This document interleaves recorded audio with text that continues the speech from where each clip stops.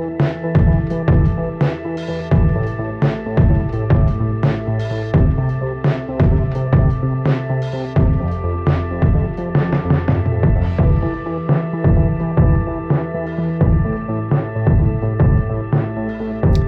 what's going on, Disc Nation? This is Ken here to give you a tour of Lagoon Valley. Lagoon Valley is one of my favorite disc golf courses in the Bay Area, and it's also in a pretty cool park. The park itself's got several amenities. It's got a dog park, it's got a playground for the kids, it's got a RC car and plane area, it's got a horseshoe pit, it's got an archery range in one spot, and it's got quite a few trails and hiking areas and running areas, etc. There's even some place for some horses.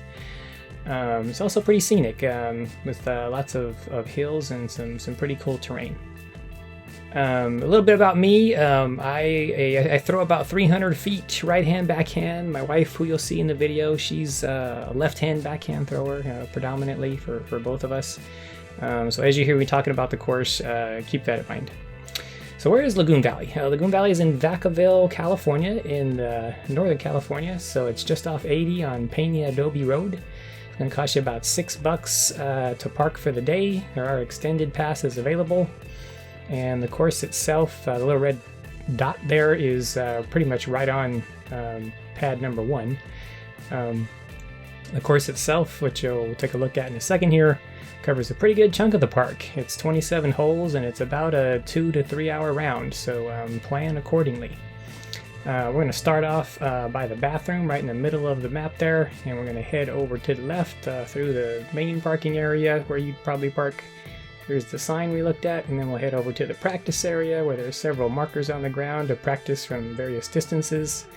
You're putting anyway. Then you make a left and head over to tee pad number 1. So number 1's got 2 basket positions, A and B. They're attackable from the left or the right. Only thing to deal with is the water is OB just beyond that tree line on the right.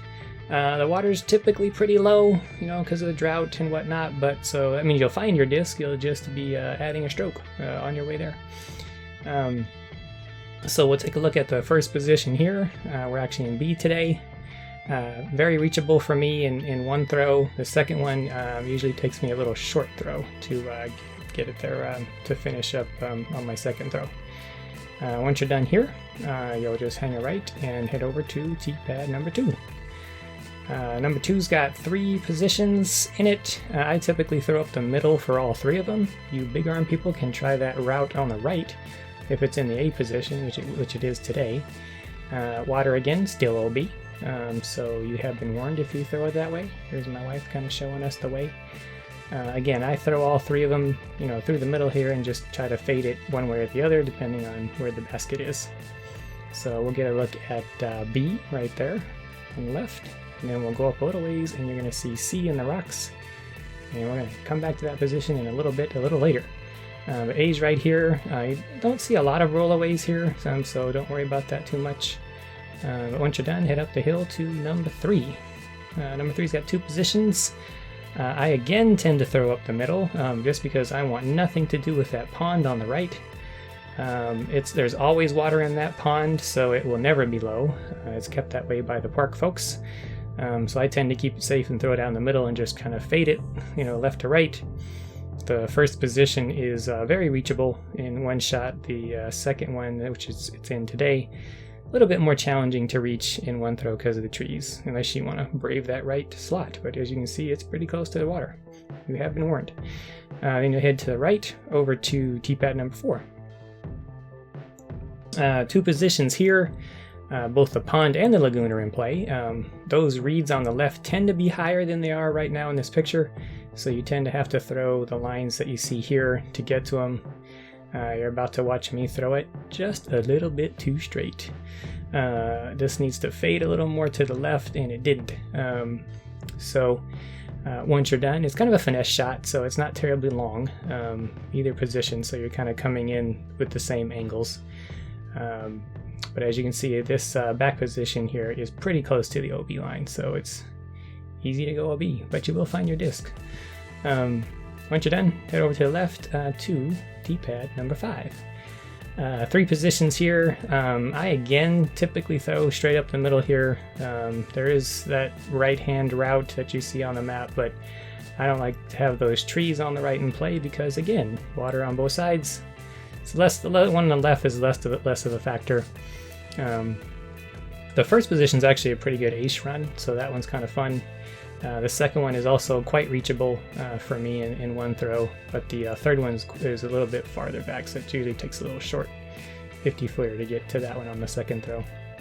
Once you're done here, you head over to the left to number 6. If you're going to lose a disc on this course, it's going to be on this hole. Wind's usually coming at you, so if you throw right-hand backhand and it fades left, you're going to splash. Good news is there is a kind gentleman who picks discs out of this pond and posts them on the course Facebook page, so if you lose something, you might get it back. Who knows? I tend to throw something that either goes straight or goes left to right just to be safe. Plenty of landing area over here, as you can see. And there's the drop zone if you do curse flash it. So there's plenty of ways to attack this basket without throwing right at it. And then there's the one that's much closer to the water over there. So definitely want to be safe on this one. Once you're done, head back and right over to number 7 tee pad. Again, for both positions, I tend to throw relatively straight at them. I tend to kind of hang it out of the road a little bit, throw something overstable, let it come back in. That left position, I just, again, throw it straight and just try to get away with my par. I've watched people try to cut this corner, and they mostly end up OB. So it's right at my range, honestly, that tree, basically. So I don't even try it. You see pedestrians here. There is a walking trail that goes right through the middle of this area. There's the basket. So you have to be careful of pedestrians here. And I'm going to watch my wife here, who says chains are for wimps. Just throw it in the basket. But anyway, when you're done, just a short jaunt over to number 8 tee pad. There's 4 positions here. Again, I tend to throw all 4 of them up the middle because this right-hand route, I just haven't found a good path through these trees. Maybe I just don't have enough arm or whatever. But I tend to go up the middle on all 4, but give it a shot if you want to go to the right. Today it's in B, I believe. And again, there's our rocks again from earlier, so that's a shared spot. There's the basket position. And as we sort of veer to the right, you'll see the other 2 positions. There they are. So I feel like there's a better chance of going this way for your second throw, but that's just me. Once you're done, you hang a right, short little walk over to number 9 tee pad. 2 positions. The A position is quite fun. It's very reachable. You just got to wrap it around that one tree. Road is OB, so if you do go around to the right, which is what I tend to do, make sure it's a little overstable. Again, the wind's probably going to be coming at you a little bit. The B position is quite a bit farther, so I'm usually deciding which landing spot I want to be at, which is kind of right straight ahead here. Those 2 landing spots around this tree. And we'll hang a left and take a look at that position. You'll see it's quite a bit, there it is there, quite a bit farther. But this one's a fun shot, this first position here. And then once you're done, just my wife again, who needs chains? You'll hang a right out over the road and then walk down a little bit, across the road to number 10. Again, 2 positions, they're relatively close together, and again, I throw all of them right through the middle.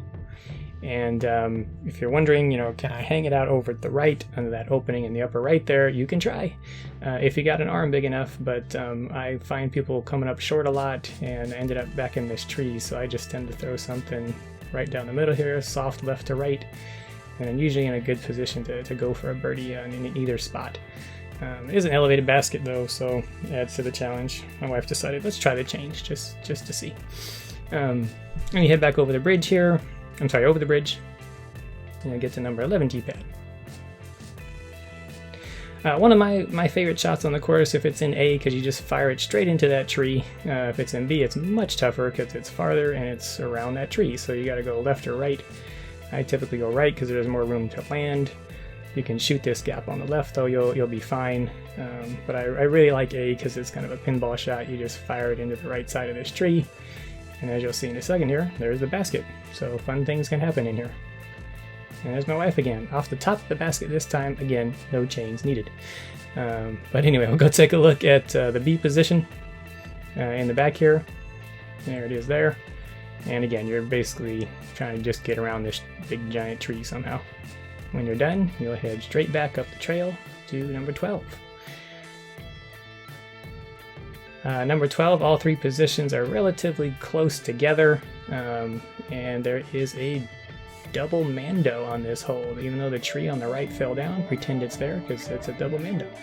So it's kind of a tunnel shot. It's only about 220-ish, so you land it anywhere near the basket that's in position today, and you'll actually be fine for all three positions because they're all relatively close together. So it's either a straight shot or a soft left to right or soft right to left, whatever. When you're done, you hang a right, head down the hill to everyone's favorite unload your bag hole. Nothing in the way unless you can throw 450, which I cannot. So pick your favorite disc and wing it on out there. You're going to see me here in a second throwing, what's a pretty good shot for me. I just happened to throw a good one while the camera was on. I guess I just needed the pressure of the camera. But that's one of my better throws actually on this hole, and that's still going to put me, 100 feet away or so, which is not a big deal. It's a pretty easy upshot. But you'll get a sense of how far this is when you get up close to where my disc is. And as we cruise along here, there's my disc there on the right. So you see it's not too far, and it's pretty open, so you got a number of ways to get to the basket on your second throw. It's a fun hole to practice on. Once you're done, you hang a right and just walk up a little bit towards the road, and you'll come to next tee pad, number 14. Both positions are relatively close together. There is a slot, through the trees. These trees are tighter than it looks on this picture, so I tend to go left to right no matter where the basket is myself. That's just personal preference, which you're going to see me do on this shot here. So it's just a little soft, kind of left to right shot, and then I try to get it just in front of that bush out there, and that usually puts me in a spot to go for birdie, regardless of which position the basket's in. You do want to pay attention to the people walking back there on number 10, so you don't hit them. There's the second position there. And once you're done with that, you're going to head out towards the road for a bit of a long walk over to number 15, which is not currently marked because some idiot ran over the sign. So you're going to have to look for the tee pad on the ground. So 15's got two positions.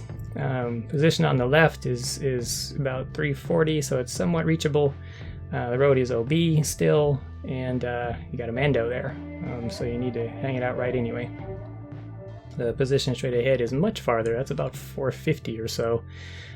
So yeah, just throw whatever you can out in this field, and you'll be set up well for an upshot from wherever. There's really nothing in your way out here, obviously.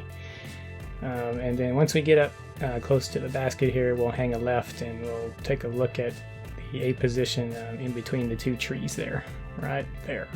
So, and once you're done here, you head towards the road and then hang a right again, and just a little shorter walk this time over to the next tee pad, number 16. This is the one and only par 4 on the course if it's in the B position. Road still OB on the left there, and we have a mando again. So you got to go right no matter what. Make sure it doesn't come back into the road even past the mando. As you can see, it's got a kind of a soft curve to this hole.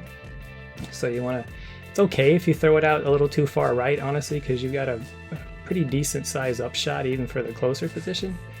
Probably in that, 70 to 80 foot range, depending on where you land. So it's a decent second shot, but good news is if it's in the back position, it's par 4, so you have an extra throw to get it there. So you can't go wrong really going a little bit right. So there's the other position there, and then we'll take a look back to, you can see how substantial that curve is. But pretty wide open. And then you'll head across the road, straight ahead, over to number 17. Two positions on this one. For the A position, I recommend coming up through the middle here because it is fairly blocked on the left, and for the B, I would go down the road and curve it back in. But the trees are relatively short in the middle here, so you could go over the top if you feel like it. It's a little bit more than I've got in my arm, but if you got a bigger arm, you can do it. As you can see, we're coming up on the left here. That big giant limb blocks the left path on this basket. But B position is pretty wide open, so as I said, you can kind of attack it from multiple angles. But I tend to use the road because it's clear. Once you're done, hang a right, head across the bridge, go past the horseshoe pit, which we'll talk about later.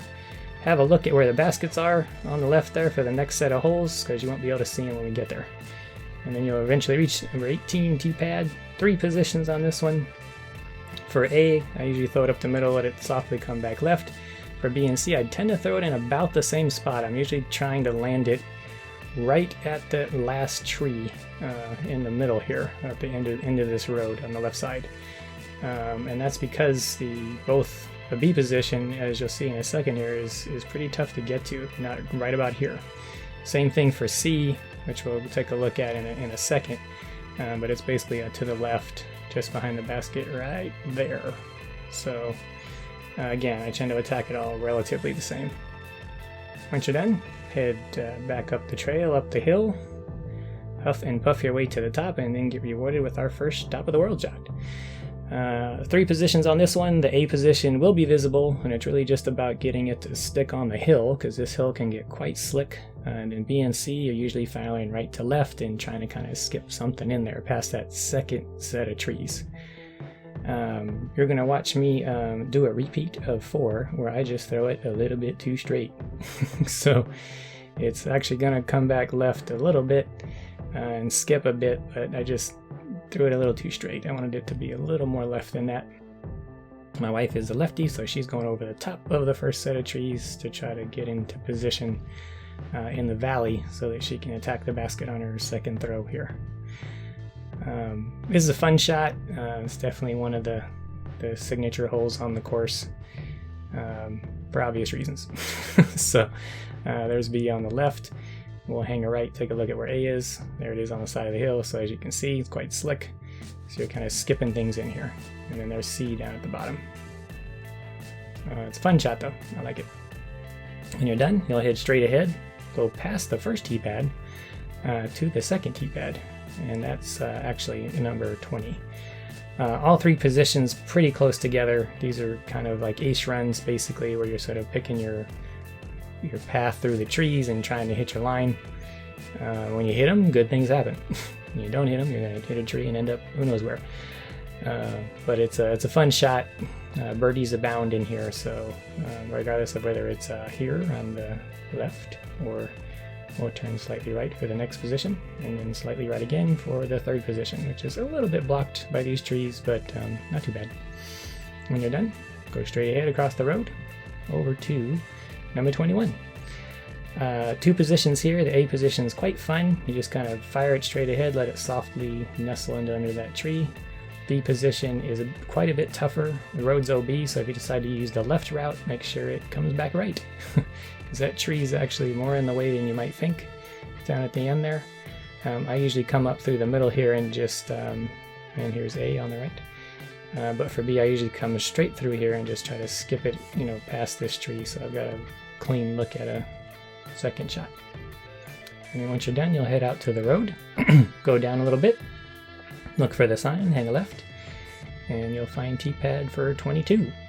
Again, a short tunnel shot. This slight rise in the road means that you're trying to fire it about a foot or 2 off the top of the road and just kind of softly left to right.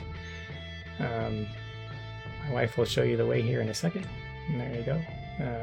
Went a little bit more left than she wanted. But yeah, you're trying to hit this first gap if it's in the first position here, right there, and this second gap if it's in the second position, as you see here. So this is another fun shot where it's usually more difficult on your second shot than you might think. But anyway, hang to the left and you'll come to the T-pad of 23. Definitely another favorite hole of mine because it's this big sweeping left to right shot. And why are we going left to right and not right to left? Because there's a Mando straight ahead, so you have to go that way. The first position is quite fun to dive bomb things in there. I've almost aced this hole several times. It is a fun shot for me. The second position is quite a bit more difficult because there's a lot of trees back here and there's really just this one path to the basket right here. So that one's quite a bit trickier. This one's quite fun, and we'll take a look up in the sky, and as you can see, that's the gap you're aiming for.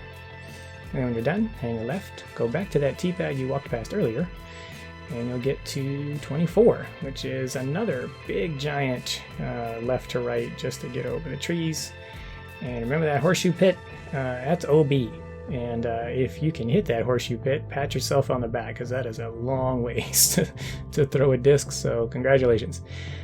Can you try to throw straight through the middle of these trees? You can try. It is quite challenging. I usually just try to put it over the top of these trees and land it somewhere in this clearing right here. There's the back position, and then here's the forward position here. And once you're done, you're going to head a little soft left across this clearing, out to the road, and then across over to number 25.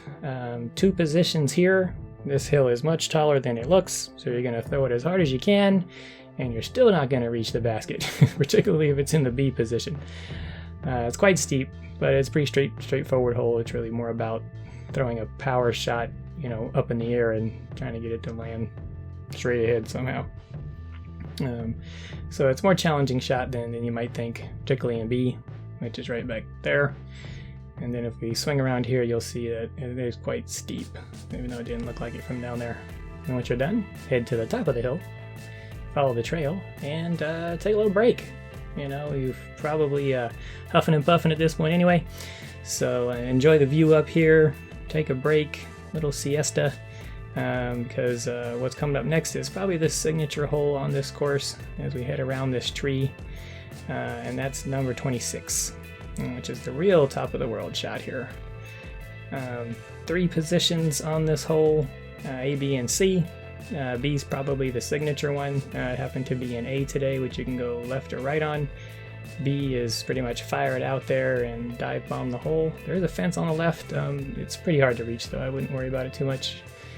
You're going to see me throwing it, again, we're throwing it A today. I actually threw this a little bit too hard, about 20 feet past the basket, but it's relatively on target.